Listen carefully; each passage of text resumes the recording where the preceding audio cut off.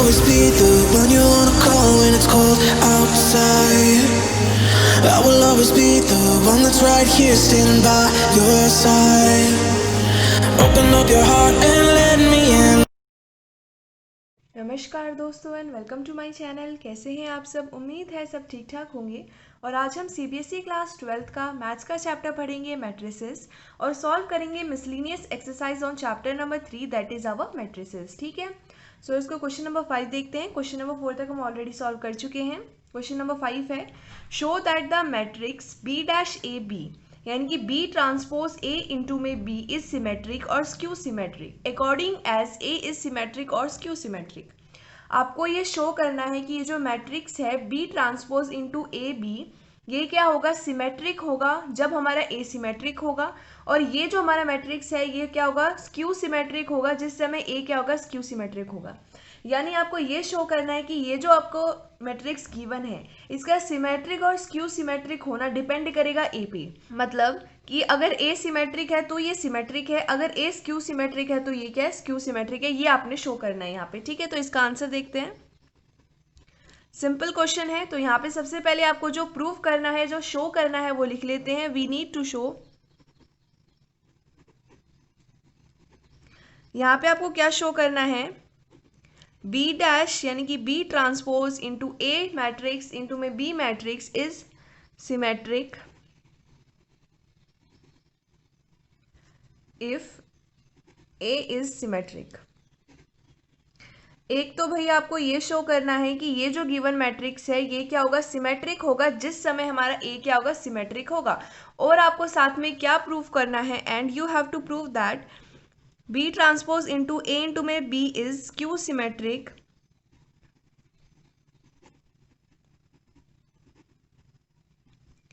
If A is skew symmetric. ठीक है, आपको बात समझ में आ रही है? आपको करना क्या है, आपको शो करना है कि ये जो मैट्रिक्स है ये सिमेट्रिक है अगर ए हमारा सिमेट्रिक है, और ये जो मैट्रिक्स गिवन है हमें बी डैश यानी कि बी ट्रांसपोज इंटू में ए इंटू में बी ये क्या है, स्क्यू सिमेट्रिक है जब हमारा ए क्या होगा, स्क्यू सिमेट्रिक होगा। ये दो अलग अलग आपको प्रूव करना है। तो सबसे पहले हम प्रूव करेंगे कि जो बी डैश है ए इंटू में बी है उसके साथ में वो सिमेट्रिक होगा जब हमारा ए क्या होगा, सिमेट्रिक होगा। तो यहाँ पे हम लिख देते हैं प्रूविंग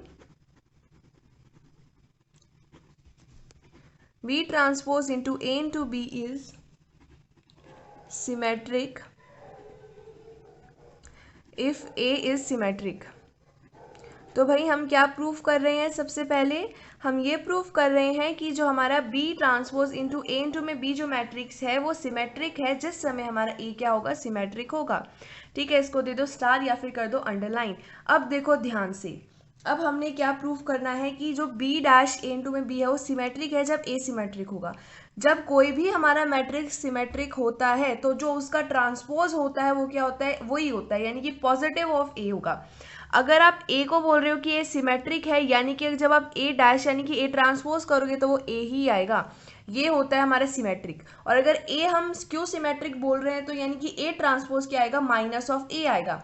तो फिलहाल यहाँ पे हम ए को बता रहे हैं सिमेट्रिक, यानी कि जो ए का ट्रांसपोज है वो क्या आने वाला है, ए आने वाला है। तो यहाँ लिख देते हैं लेट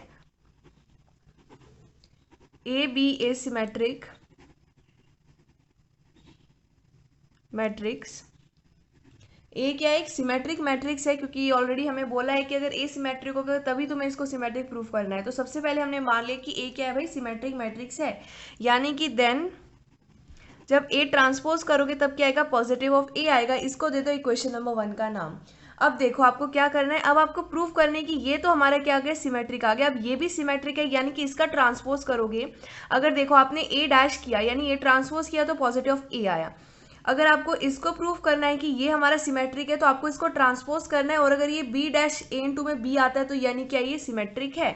तो यही हमें करना है। अब हमें क्या करना है, इसका हमें ट्रांसपोज करना है। तो यहाँ लिख देते हैं taking B dash A B का ट्रांसपोज। अब हम क्या कर रहे हैं, इसका ट्रांसपोज ले रहे हैं। ठीक है, अभी देखो अब यहाँ क्या है, अलग अलग हमारे पास 3 चीज़ों के ट्रांसपोज हमें करने हैं, बी डैश ए और बी का।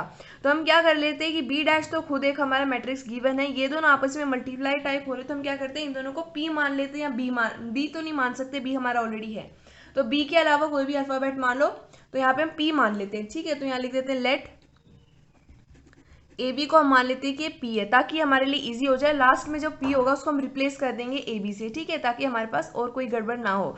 तो अब यहाँ पे क्या है हमारे पास, देखो इसका मतलब आप ट्रांसपोज कर रहे हो, तो ये जो ट्रांसपोज है ये किस किस को करेगा, ये करेगा बी डैश का ट्रांसपोज। अब ए बी की जगह आपको पी लिख देना, यानी इनटू में पी का ट्रांसपोज कर दिया ये। अब यहाँ पे पी का ट्रांसपोज तो पी रहेगा, ठीक है, पी ट्रांसपोज यही रहेगा। और यहाँ पे बी ट्रांसपोज का ट्रांसपोज, जब हमने आइडेंटिटी पढ़ी थी हमने पढ़ा था कि अगर ए ट्रांसपोज का ट्रांसपोज होता है तो ए आ जाता है, तो बी ट्रांसपोज का ट्रांसपोज क्या आ जाएगा, बी आ जाएगा, ठीक है। ये वैल्यू आ गई आपके पास। अब ये जो वैल्यू आपके पास आई है इसके अंदर जो पी है इसकी जगह क्या लिख सकते हो, ए बी लिख सकते हो, तो ये हो जाएगा ए बी का ट्रांसपोज इंटू में बी, हो गया ये। अब यहाँ पे देखो जब हमने पढ़ा था, जब मैंने आपको बताया था कि क्या क्या प्रॉपर्टी होती है हमारे पास ट्रांसपोज की, तब एक प्रॉपर्टी मैंने आपको बताई थी इनटू की, यानी कि ए इंटू में बी का जब ट्रांसपोज होता है तब ये उल्टा हो जाता है, यानी कि ए बी है तो हम लिखेंगे बी ट्रांसपोज इंटू में ए ट्रांसपोज, इसके इक्वल ये होता है। तो इसकी जगह क्या आ जाएगा, ये हो जाएगा बी ट्रांसपोज इंटू में ए ट्रांसपोज इंटू में बी। अब हमें देखो, अब ये जो वैल्यू आई है इसके अंदर ये जो ए ट्रांसपोज है, हमने देखा कि ये जो ए है ये क्या है, सिमेट्रिक मैट्रिक्स है, यानी कि इसका ट्रांसपोज करोगे तो ए आएगा। तो आप यहाँ लिख सकते हो from 1 we have A transpose is equals to A. अब यहाँ पे आप देख सकते हो कि इक्वेशन नंबर 1 से हमारे पास है कि ए ट्रांसपोज की वैल्यू ए है, तो ए ट्रांसपोज की जगह हम ए लिख देंगे, और ये किसके इक्वल चल रहा है, इसके, यानी कि बी ट्रांसपोज इंटू में ए इंटू में बी का होल ट्रांसपोज किसके इक्वल आया है हमारे पास, बी ट्रांसपोज। अब यहाँ पे ए ट्रांसपोज की जगह ए लिख दो और इंटू में बी। अब देख सकते हो इसका ट्रांसपोज किया हमने तो यही वैल्यू आई, पॉजिटिव वैल्यू आई, यानी कि ये क्या है हमारे पास सिमेट्रिक मैट्रिक्स है, क्योंकि जब हमने इसका ट्रांसपोज किया तब यही वैल्यू आई, जैसे कि ए डैश इज इक्वल्स टू ए आती है, ठीक है। तो यहाँ पे ये वैल्यू आ चुकी है, तो यहाँ लिख देते हैं since B transpose into A into में बी का whole transpose is equals to B transpose into में ए इंटू में B, therefore B dash A B is a symmetric matrix if A is symmetric. तो हमने ये यहाँ पे proof कर दिया है, क्या प्रूफ कर दिया कि ये हमारा जो ये मैट्रिक्स होगा, चाहे कोई भी मैट्रिक्स हो, अगर वो हमारा क्या है, सिमेट्रिक है। कब होगा वो सिमेट्रिक, जब यहाँ पे जो ए गिवन है वो क्या होगा, सिमेट्रिक होगा, यानी कि हमने प्रूफ कर दिया कि बी डैश ए इंटू में बी सिमेट्रिक मैट्रिक्स होगा यदि ये जो ए है ये क्या है, सिमेट्रिक है, ठीक है। तो आपने इसका एक पार्ट प्रूफ कर दिया। अब नेक्स्ट पार्ट में आपको प्रूफ करना है ये जो हमारे पास मैट्रिक्स है ये स्क्यू सिमेट्रिक होगा, जब आपका ए क्या होगा, स्क्यू सिमेट्रिक होगा। तो नेक्स्ट पेज पे उसको भी प्रूव करते हैं। तो अब यहाँ पे मैंने लिख दिया है कि proving B dash A into में B skew symmetric if A is a skew symmetric. अब आपको प्रूफ करना है कि ये जो मैट्रिक्स है ये स्क्यू सिमेट्रिक है अगर हमारा ए क्या है, स्क्यू सिमेट्रिक है, ठीक है। तो इसको भी हमें शो करने के लिए आपको देखो यहाँ पे मान लेते हैं कि लेट, हमें मानना पड़ेगा कि ए क्या है, स्क्यू सिमेट्रिक है, उसके बाद ही हम प्रूफ कर सकते हैं कि ये क्या है, स्क्यू सिमेट्रिक है। तो यहाँ ले लेते हैं let A B a skew symmetric matrix. तो हमने मान लिया कि जो हमारा ए है वो क्या है, स्क्यू सिमेट्रिक मैट्रिक्स है। तब क्या होगा कि जब आपका ए ट्रांसपोज होगा उसकी वैल्यू आएगी माइनस ऑफ ए, यानी कि जब आप ट्रांसपोज करोगे ए का तब उसकी वैल्यू आएगी माइनस ऑफ ए। तो ये हम मान लेते हैं कि ये क्या हमारी इक्वेशन नंबर 2 है, क्योंकि 1 हमने ऑलरेडी वहाँ पे मान ली थी। इससे पहला वाला जो हमने सॉल्व किया था, इससे पहला पार्ट नहीं था वो, इससे पहला वाला जो पोर्शन था जिसके अंदर आपने इस जो हमारा मैट्रिक्स है इसको सिमेट्रिक प्रूफ किया था, उसके अंदर हम फर्स्ट इक्वेशन मान चुके हैं। तो ये आपकी सेकंड इक्वेशन हो गई। अब देखो, अब आपको शो करना है कि ये क्या है, हमारा स्क्यू सिमेट्रिक है, यानी कि आपको इसका ट्रांसपोज करना पड़ेगा। अभी आपको शो करना है कि बी डैश ए इंटू में बी क्या है, एक हमारा स्क्यू सिमेट्रिक मैट्रिक्स है। जब आप इसका ट्रांसपोज करोगे, अगर ये minus of B dash into में ए बी के इक्वल आता है, तब हम कह सकते हैं क्या ये स्क्यू सिमेट्रिक मैट्रिक्स है, ठीक है। तो इसको शो करते हैं, उसके लिए हम क्या करेंगे, इसका ट्रांसपोज करेंगे। तो यहाँ लिख देते हैं टेकिंग, हम क्या टेक करने वाले हैं, क्या लेने वाले हैं, बी डैश इंटू में ए इंटू में बी का ट्रांसपोज करेंगे। और जब इसका ट्रांसपोज करोगे तब देखो क्या होगा, ये क्या हो जाएगा, बी ट्रांसपोज इंटू में ट्रांसपोज। और यहाँ पे हम मान लेते हैं कि ए बी क्या है, हमारा पी है, जो ऑलरेडी हम पिछले वाले क्वेश्चन में भी मान चुके थे। तो इसकी जगह हम पी मान लेते हैं। तो मैं यहाँ लिख देती हूँ let A B is equals to P, ठीक है।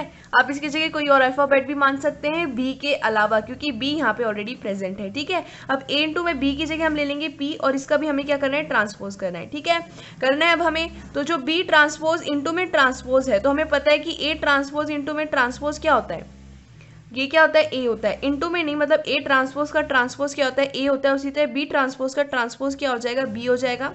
और पी ट्रांसपोज तो पी ट्रांसपोज ही रहेगा। ये हमें पता है। तो अब देखो हमें क्या करना है।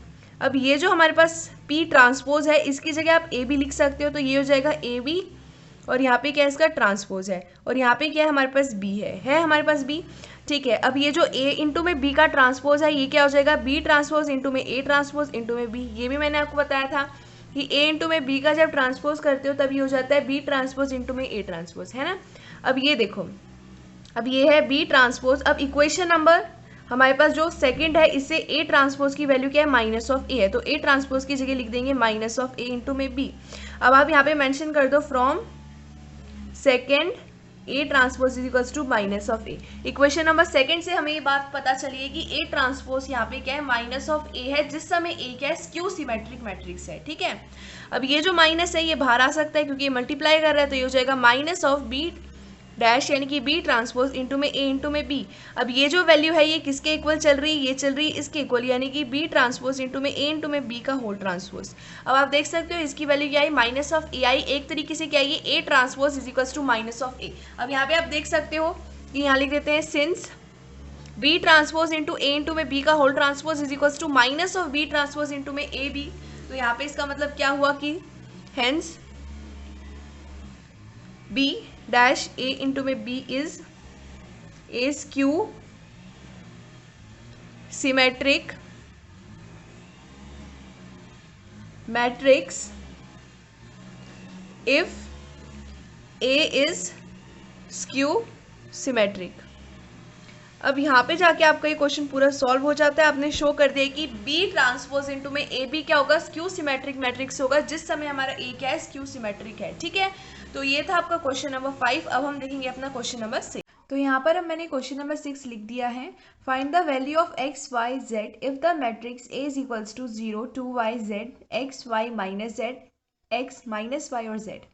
Satisfy the equation A transpose into A is equals to identity matrix. तो यहाँ पे आपको क्या बोला है कि ये जो आपको एक मैट्रिक्स ए गिवन है, यहाँ पे सिंगल है यानी कि क्या ये मैट्रिक्स है। तो ये जो मैट्रिक्स ए है ये जो आपको प्रोवाइडेड है 3x3 ऑर्डर का, क्योंकि यहाँ पे 3 रो है और 3 क्या है कॉलम है। इसके अंदर ये जो आपको y दिखाई दे रहा है, x दिखाई दे रहा है और जो z दिखाई दे रहा है, आपको इनकी वैल्यू फाइंड आउट करनी है। और ये जो हमारे पास गिवन मैट्रिक्स है ये कौन सी कंडीशन को सेटिस्फाई करता है, वो इस इक्वेशन को सेटिस्फाई करता है, यानी इसके अंदर हम वैल्यू पुट करेंगे तब हमें पता चलेगा कि यहाँ पे x, y और z की वैल्यू क्या है। ठीक है, तो इसका आंसर देखते हैं। ये जो मैट्रिसेस के क्वेश्चन होते हैं ना उनका यही फायदा होता है, ऑलरेडी क्वेश्चन के अंदर प्रोवाइडेड होता है, जो प्रोवाइडेड होता है उसके अंदर बस वैल्यूज डालनी होती है और आपके पास टड़ा आंसर आ गया। तो यहाँ पे देखो, यहाँ पे इक्वेशन गिवन है तो इसकी मदद से हमें आंसर मिलने वाला है। तो यहाँ पे क्या है ए ट्रांसपोज। ठीक है, तो सबसे पहले यहाँ लिख लेते हैं आंसर के अंदर जो जो गिवन है। तो फिलहाल यहाँ पे हमें ए की जो वैल्यू है वो भी लिख लेते हैं 0 2 y z x y minus z x minus y और जेड। अब हमें क्या चाहिए यहाँ पे ए डैश यानी कि ए ट्रांसपोज चाहिए। तो ट्रांसपोज में हम क्या करते हैं कि जो रो होती हैं हम उन्हें क्या बना देते हैं, हम उन्हें कॉलम बना देते हैं, और जो कॉलम होते हैं हम उन्हें इंटरचेंज करके रो बना देते हैं। तो यहाँ पे जो पहला जो कॉलम है इसको पहली रो बना देंगे, यानी कि 0 x और x हमारे पास जो यहाँ पे पहला कॉलम था यहाँ पे पहली रो बन गया। और यहाँ पे जो हमारे पास सेकेंड कॉलम है इसको सेकेंड रो बना दो, यानी कि हो जाएगा 2y y और माइनस y। और जब ये इंटरचेंज हो जाता है, जब ट्रांसपोज आता है, आप देख सकते हो जो पहला कॉलम था वो पहली रो बन गया और जो पहली रो थी वो पहला कॉलम बन गया। ठीक है, बात समझ में आ गई। दोनों का ऑर्डर सेम रहेगा, 3x3 था, यहाँ पे भी 3x3 ही रहेगा। और नेक्स्ट हमें आई यानी कि आइडेंटिटी जो हमारे पास मैट्रिक्स होता है उसकी वैल्यू चाहिए। तो यहाँ पे दोनों के दोनों मैट्रिक्स 3x3 ऑर्डर के, यानी कि जो आइडेंटिटी मैट्रिक्स है वो भी क्या होगा 3x3 ऑर्डर का होगा। ठीक है, अब यहाँ पे वैल्यू पुट कर देते हैं, यहाँ लिख देते हैं गिवन इक्वेशन। जो आपका इक्वेशन है गिवन वो है ए ट्रांसपोज इंटू में ए करोगे तब आपके पास आइडेंटिटी की जो मैट्रिक्स है वो आता है। तो यहाँ पे लिखते हैं सारी वैल्यूज, एक मिनट ही ज़्यादा ऊपर हो गया, हाँ अब ठीक है।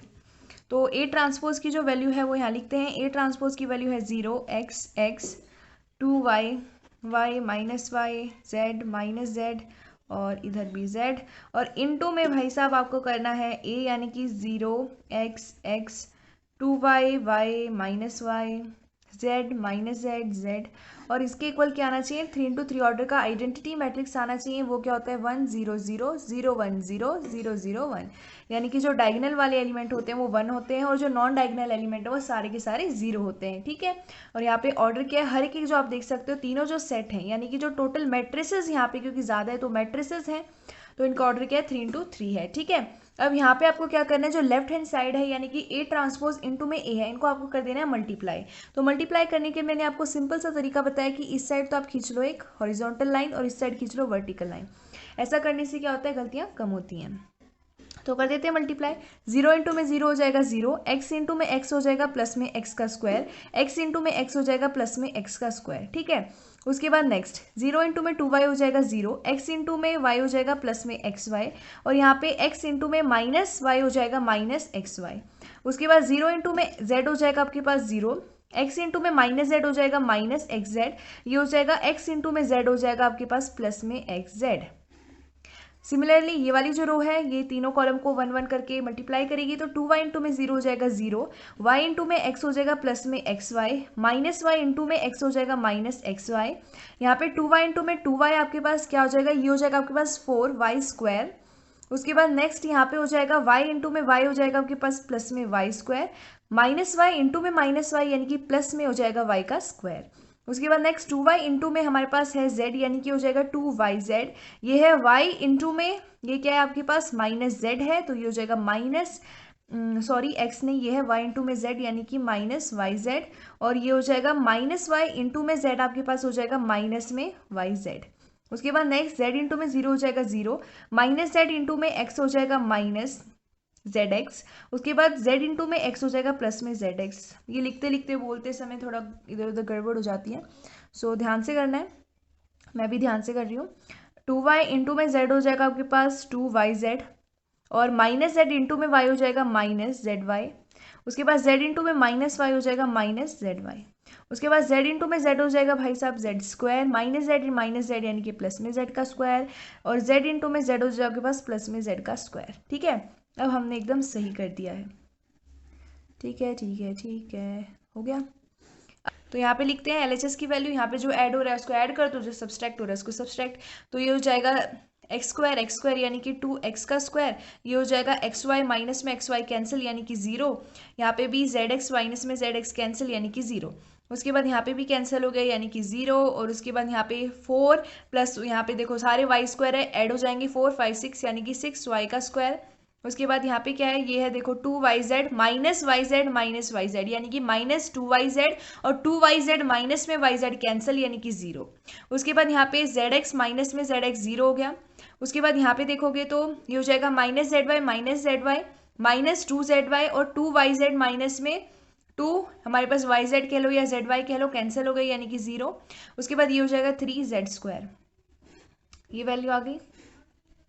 ठीक है, ओके तो आपके पास ये वैल्यू आ गई। अब देखो, अब जब आपने इक्वल मैट्रिसेस पढ़े थे, ठीक है, इक्वालिटी ऑफ मैट्रिसेस पढ़ी थी, तब आपने पढ़ा था कि जब दो मैट्रिसेस इक्वल होते हैं, एक तो उनका क्या होना चाहिए, जो ऑर्डर है वो क्या होना चाहिए, इक्वल होना चाहिए। देख सकते हो LHS और RHS दोनों साइड आपका 3 into 3 ऑर्डर है, यानी कि नेक्स्ट जो कंडीशन है अब वो लागू होगी यहाँ पे। और वो कंडीशन क्या है कि जब दो हमारे मैट्रिसेस इक्वल होते हैं उस समय उनके कॉरस्पॉन्डिंग एलिमेंट्स इक्वल होते हैं, यानी कि इसके इक्वल क्या होगा, 1 होगा, 0 के इक्वल 0। आप देख सकते हैं इक्वल है, तो मेनली यहाँ पे 1 और ये वाले जो एलिमेंट्स है इनसे हमें काम मिलने वाला है। जो हमसे मतलब जो हमें फाइंड करना है वही हमें यहाँ से मिलेगा।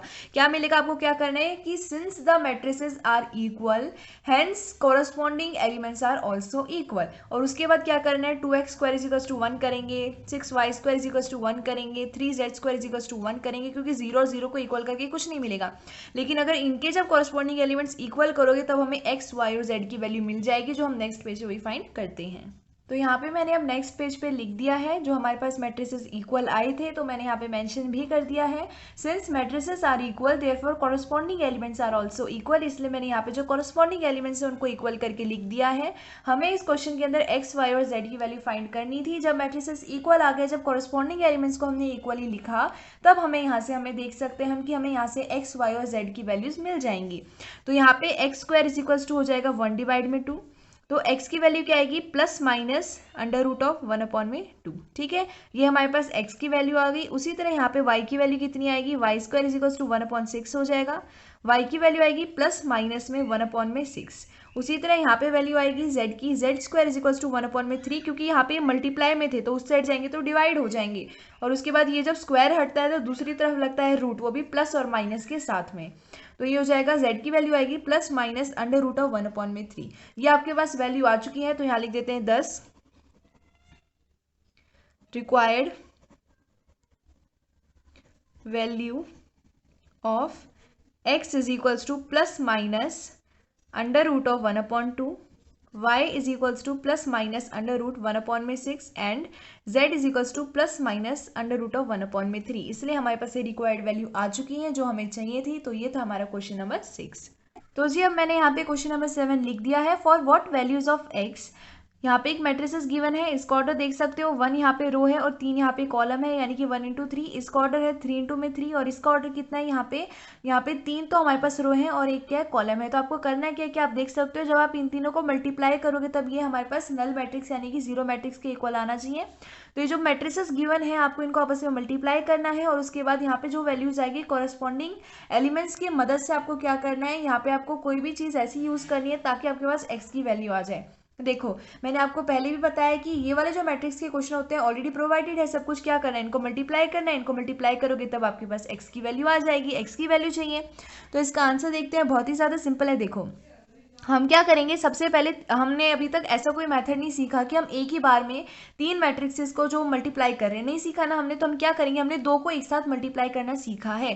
तो आपको क्या करना है, पहले आप इन दोनों को मल्टीप्लाई कर लो, फिर जो आंसर आएगा उसको इससे मल्टीप्लाई कर लेना, या फिर इन दोनों को पहले कर लो, जो आंसर आएगा उसको इससे कर लेना, है ना। तो हम क्या करते हैं, पहले इन दोनों को आपस में मल्टीप्लाई कर लेते हैं।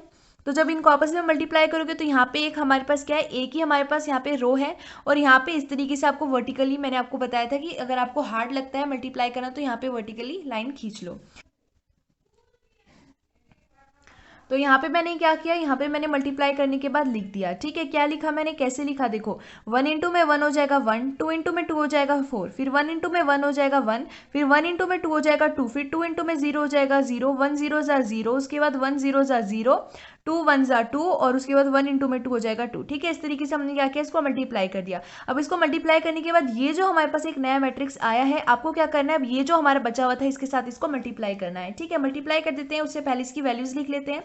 तो ये हो जाएगा आपके पास 4 5 6, ये हो जाएगा 2 और ये हो जाएगा 4। अब ये जो एक नया मैट्रिक्स आया है इसको मल्टीप्लाई करना है 0 2 और x से। ठीक है, बहुत ही ज़्यादा सिंपल है और ये चल रहा है 0 के इक्वल। ठीक है, ये क्या है, जीरो मैट्रिसेस है, आप इसको एज अ जीरो भी ट्रीट कर सकते हो और एज अ जीरो मैट्रिक्स भी ट्रीट कर सकते हैं। ठीक है, तो हम इसको आगे सॉल्व करते हैं और जब इसको मल्टीप्लाई करोगे तो देखो ये क्या हो जाएगा, ये हो जाएगा 6 0 जा 0 और ये हो जाएगा 2 2 जा आपके पास हो जाएगा यहाँ पे प्लस में 4 और 4 इंटू में x हो जाएगा प्लस में 4x और किसके इक्वल है, ये 0 के। अगर आप देखते हो तो यहाँ से हमारे पास एक एलिमेंट आता है, क्या आता है, 0 + 4 प्लस में 4x, यानी कि 4 प्लस में 4x इज इक्वल्स टू 0। अब करो क्या, यहाँ पे 4x यहाँ पे इस साइड रख लो क्योंकि हमें x की वैल्यू चाहिए और इस साइड ले जाओ 4 को, यानी कि हो जाएगा -4। तो x की वैल्यू कितनी आएगी, -4 डिवाइड में 4, यानी कि कितनी आएगी, -1। Therefore x is equals to -1। यहाँ से हमारे पास x की वैल्यू जो हमें चाहिए थी वो आ गई है, तो यहाँ पे लिख देते हैं hence the required value of x is equals to, या फिर लिख लो x is -1। ठीक है, तो आपने क्वेश्चन नंबर 7 को सॉल्व कर दिया है। ठीक, तो अब हम देखते हैं question number 8। If a is equals to 3 1 -1 और 2, एक मैट्रिक्स a गिवन है जिसके एलिमेंट्स हैं 3 1 -1 और 2, यहाँ पे 2 रो हैं 2 कॉलम है, तो ऑर्डर कितना होगा, 2 इंटू 2। शो दैट, आपको यहाँ पे शो करना है, एक तरीके से कह लीजिए प्रूफ करना है कि a² माइनस में 5 इंटू a प्लस में 7 इंटू में i इज इक्वल्स टू 0।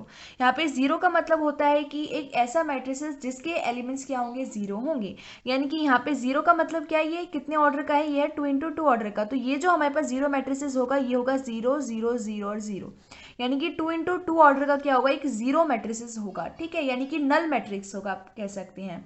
और यहाँ पे आई क्या है, आई है हमारा आइडेंटिटी मैट्रिक्स जिसका ऑर्डर क्या होगा 2 × 2।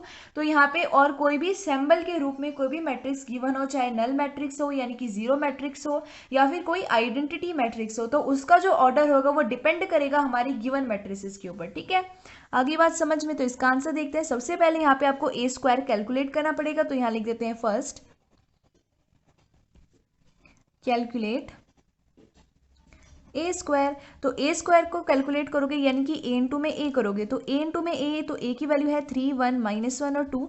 इसमें आपको इंटू करना है 3 1 -1 और 2। ठीक है, यहाँ पे हॉरिजॉन्टल लाइन खींच ली या वर्टिकल खींच ली, तो ये देखो कितना हो जाएगा, 3 इंटू में 3 हो जाएगा आपके पास 9, और उसके बाद ये हो जाएगा 1 इंटू में -1 यानी कि -1। अभी हो जाएगा 3 1 सा 3, 1 इंटू में 2 हो जाएगा आपके पास प्लस में 2। उसके बाद -1 इंटू में यहाँ पे 3 हो जाएगा -3, और 2 इंटू में -1 हो जाएगा -1।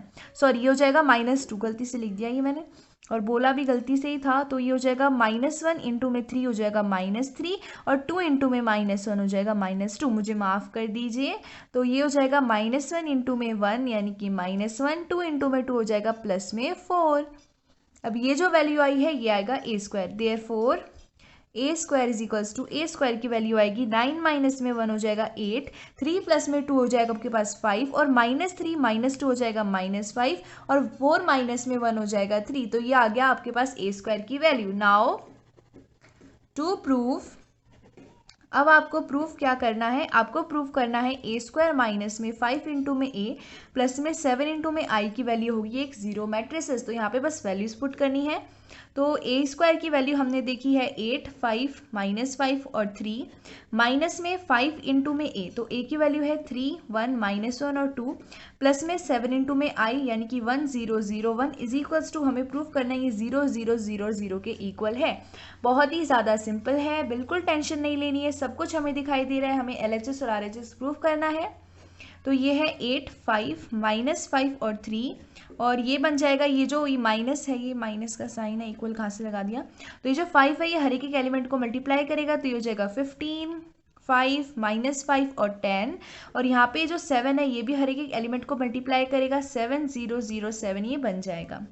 अब आपको क्या करना है, देखो अब यहाँ पे आपको एलिमेंट्स यहाँ पे माइनस हो रहे हैं, यहाँ पे पॉजिटिव हो रहे हैं, बस आपको क्या करना है, लेफ्ट हैंड साइड इनको ऐड कर देना है। तो ये हो जाएगा 8, ये हो जाएगा -15, और ये हो जाएगा प्लस में 7। करना क्या है, जो कॉरस्पॉन्डिंग एलिमेंट्स हैं उनको बस ऐड करना है, और ये हो जाएगा 5 -5 और साथ में प्लस में 0। उसी तरह -5, ये माइनस माइनस प्लस में 5, और ये हो जाएगा आपके पास माइनस माइनस प्लस में 5 हो गया, यहाँ पे प्लस में 0। अब यहाँ पे देखो ध्यान से, यहाँ पे आपके पास क्या करना है, आपको ये जो करस्पॉन्डिंग एलिमेंट इनको ऐड करना है। तो यहाँ पे है 3 और माइनस, और यहाँ पे 10 यानी कि माइनस में 10, और यहाँ पे आपके पास है प्लस में 7। ठीक है, इज इक्वल्स टू कितना आना चाहिए, 0 0 0 और 0।